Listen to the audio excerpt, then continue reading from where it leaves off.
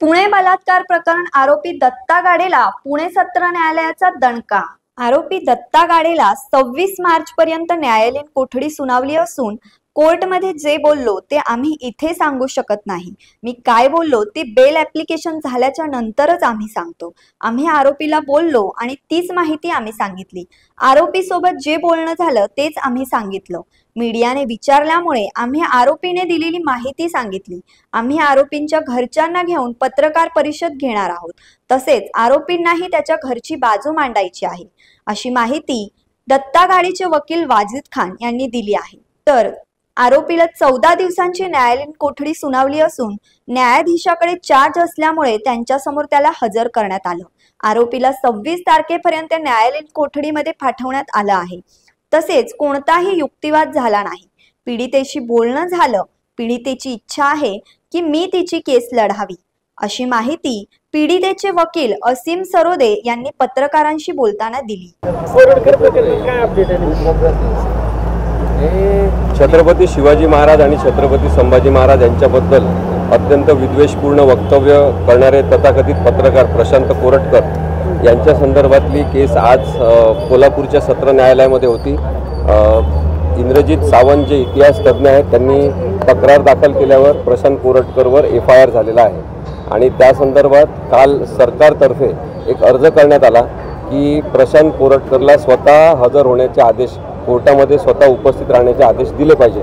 परंतु तो अर्ज आज सरकारने केलेला अर्ज आज फेटाळून लावण्यात आलेला आहे आणि पुढच्या 17 तारखेला प्रशांत कोरटकरच्या जामीन संदर्भातील प्रकरणावर युक्तिवाद होणार आहे। माझं असं स्पष्ट मत आहे की प्रशांत कोरटकर याचे आपले मुख्यमंत्री देवेंद्र फडणवीस यांच्यासोबत इतके जास्त प्रमाणात फोटो आहेत, वेगवेगळ्या वेळेस काढलेले आहेत। अगदी देवेंद्र फडणवीस नुकतेच आमदार झाले होते तेव्हापासूनचे फोटो हे सोशल मीडियावर आहेत आणि त्यामुळे त्यांनी एकीकडे प्रशांत कोरटकर यांना चिल्लर असं म्हटलेलं आहे आणि दुसरीकडे सरकारतर्फे एक अर्ज करण्यात आला कोल्हापूरच्या न्यायालयामध्ये की प्रशांत कोरटकरला स्वतः न्यायालयात हजर करण्याचे आदेश द्या। हे दाखवण्याचा प्रयत्न आहे की प्रशांत कोरटकर विरुद्ध सरकार आहे, परंतु प्रशांत कोरटकर याला इंदोरमध्ये लपण्यासाठी जागा कशी मिळाली। काल असं कळलं की प्रशांत कोरटकर हा मुंबईत आलेला आहे, मग प्रशांत कोरटकरला मुंबईमध्ये अत्यंत सुरक्षित वाटते म्हणून तो तिथे आलेला आहे का? सगळ्या महाराष्ट्रातल्या पत्रकारांची प्रतिमा खराब करणारे प्रशांत कोरटकर यांना त्वरित अटक झाली पाहिजे, अशी मागणी इंद्रजित सावंत यांची आहे। त्याचा विचार झाला पाहिजे असं मला वाटतं। आता पुढील सुनावणी कधी होणार आहे आणि यामध्ये काय होऊ शकतं? प्रशांत कोरटकर यांनी जातीय तेढ निर्माण करणारं वक्तव्य केलेलं आहे। 3-4 पानाचा जो संवाद आहे प्रशांत कोरटकर आणि इंद्रजित सावंत यांचा झालेला, तो पाहिलं तर आपल्या लक्षात येईल की अत्यंत विषारी संवाद झालेला आहे। या प्रकरणाची पुढील सुनावणी ही सत्र न्यायालय कोल्हापूर येथे पुढील 17 तारखेला होणार आहे। सर, स्वारगेट बलात्कार प्रकरणातील आज अशी काही झाली नाही। केवळ जे न्यायाधीश होते त्यांच्याकडे चार्ज असल्यामुळे त्यांच्या पुढे त्याला हजर करण्यात आलं आणि पुढील तारखेला म्हणजे 26 तारखेपर्यंत त्याला परत न्यायालयीन कोठडीत पाठवण्यात आलेलं आहे आणि पुन्हा त्याला हजर करण्यात येईल 26 तारखेला।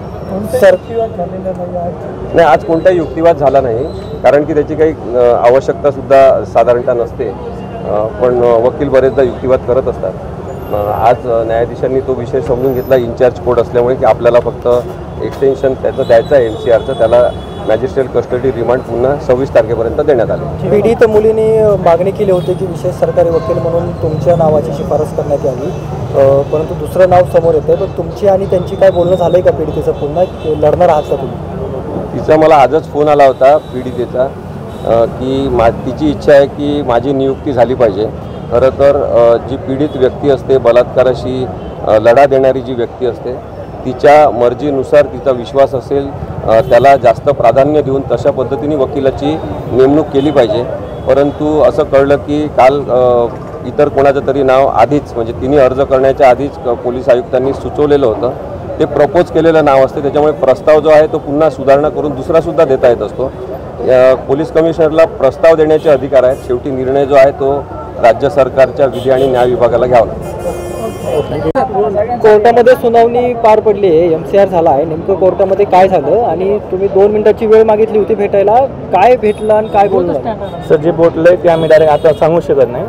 सुमित सर आम्ही कोर्टापुढे बोललो, आम्हाला भेटायचं काय होतं, जे आरोपीची कहाणी आहे ती आम्हाला माहिती करू शकते, कारण बेलसाठी आम्हाला महत्त्वाची. फक्त न्यायालयीन कस्टडी आज झालेली आहे, त्याला 14 दिवस MCR भेटलेला आहे. आता पुढली कस्टडी आल्यानंतर चालू आहे. सुमित सर बोलतात पुढल्या तुम्हाला. मेहरबान कोर्टाने सदर आरोपीचा MCR केलेला आहे. सदर आरोपी याची रवानगी येरवडा कारागृह येथे केलेली आहे. त्यानंतर आरोपीसोबत जास्त काही बोलता आलेलं नाही आणि त्याबाबत आता काय आम्ही सांगू शकत नाही. जे काय आमचं आर्ग्युमेंट असेल ते आम्ही बेल ॲप्लिकेशन फाईल केल्यानंतर सांगू. साहेब, मागच्या वेळेस कोर्टामध्ये तुम्ही 7,500 रुपयाचे पैसे घेतल्याचा दावा बाहेर येऊन माध्यमांसोबत केला होता. तुम्ही आतमध्ये कोर्टामध्ये हा दावा केला होता का बेंचसमोर? दुसरी गोष्ट, जर तो केला नव्हता तर तुमच्या इथिकल प्रॅक्टिसमध्ये हे बसतं का? या अशा पद्धतीनं कोर्टात आर्ग्युमेंट न केलेली गोष्ट, रेकॉर्डर नसलेली गोष्ट बाहेर येऊन तशी भासवली तुम्ही की 7,500? आम्ही सविस्तर पत्रकार परिषद घेणार, त्याच्या फॅमिली सुद्धा येणार आहे त्यासमोर त्या ठिकाणी समोर. प्रश्न सोपा आहे. प्रश्न असा आहे, त्याचं उत्तर आम्ही त्या ठिकाणी पत्रकार बोलला नाही ते बाहेर बोलला, मग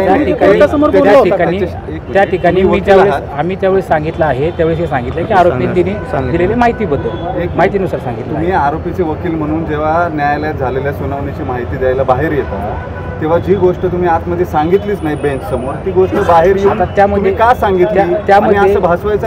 ज्यावेळेस आमचं आर्ग्युमेंट झालं त्यानंतर आम्ही आरोपीसोबत बोललो, मेहरबान कोर्टाची बाबा घेऊन, आणि त्यानंतर आरोपी दिलेली माहिती ती आम्ही आरोपीने दिलेल्या माहितीवरून सांगितलेली. पण आरोपीने दिलेली माहिती आधी तुम्ही न्यायालयाला सांगणं अपेक्षित असतं. तुम्ही ते न्यायालयाला न सांगता न्यायालयीन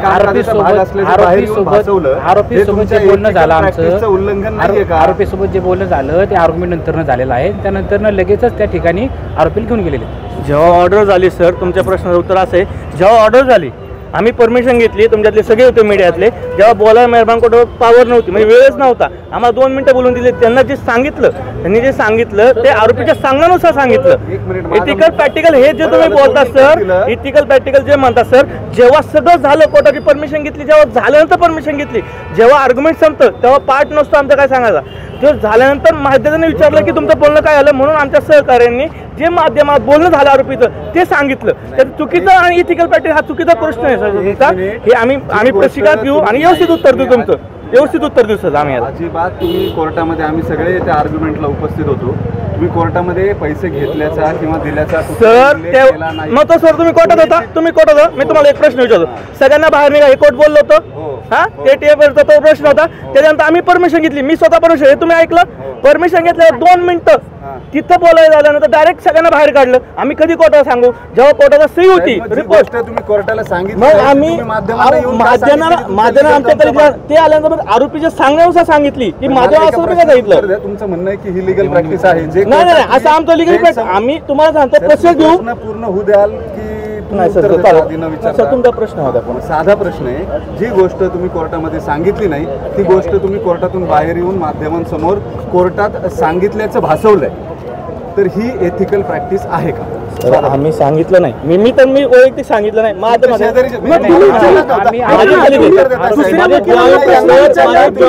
जॉईंट वकील पत्र आहे सर माझं,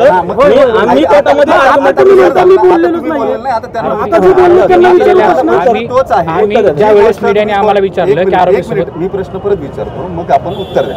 आता तुम्हाला स्पेसिफिक प्रश्न आहे, तुम्ही माध्यमांना पहिल्या दिवशी जेव्हा दत्ता गाडेला न्यायालयात हजर केलं त्या दिवशी तुम्ही आरोपीने आणि पीडित महिलेनं संगनमताने तो इंटरकोर्स केला असं न्यायालयासमोर सांगितल्यानंतर 7,500 रुपयाचा उल्लेख कोर्टात तुम्ही केला नाही, मात्र बाहेर आल्यावर तुम्ही माध्यमांसमोर असं भासवलं की तुम्ही आतमध्ये न्यायालयात आर्ग्युमेंटमध्ये हा मुद्दा बोललात आणि तो मुद्दा आर्ग्युमेंटच्या रेकॉर्डवरती घेण्यात आलाय. वास्तविक अशी गोष्ट झालेली नाही, ही गोष्ट एथिकल प्रॅक्टिस आहे का? त्या ठिकाणी आर्ग्युमेंटमध्ये घेतलं असं कधी म्हणलेलं नाही. त्याच्यामध्ये ज्यावेळेस मला मीडियाने प्रश्न विचारला की त्या ठिकाणी आरोपीसोबत काय बोलणं झालं का, आरोपीने दिलेल्या माहितीवर मी त्या ठिकाणी सांगितलं. आम्ही असं म्हटलेलं नाही की आर्ग्युमेंटमध्ये आम्ही ते घेतलं. बरं, आरोपीने दिलेली माहिती ही न्यायालयाच्या रेकॉर्डवर न आणता माध्यमांसमोर थेट सांगणं हा एथिकल प्रॅक्टिसचा भाग आहे का? त्या ठिकाणी आम्हाला ज्यावेळेस मीडियाने विचारलं त्यावेळेस आम्ही ते सांगितलं. सर, कुणी काय विचारलं हा मुद्दा नाही, आपण वकील आहात.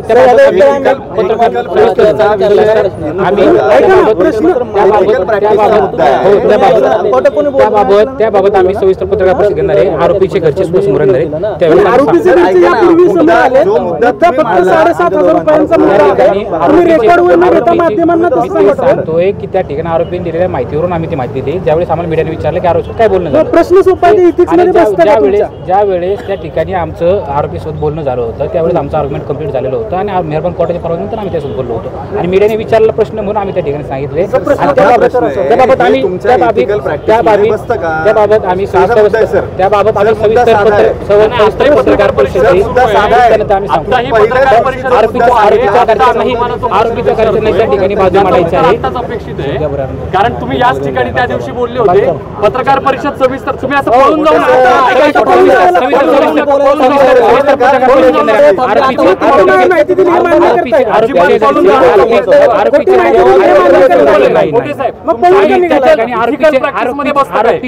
आरोपीच्या घरच्यांना त्यांची बाजू मांडायची सर्व. अशाच विशेष घडामोडींसाठी आमच्या यूट्यूब चॅनलला सबस्क्राईब करा, फेसबुक पेजला लाईक करा आणि इन्स्टाला फॉलो करा. नमस्कार, आपण पाहताय लोकसंदेश न्यूज आणि मी स्मिता यादव. पाहूयात काही विशेष घडामोडी.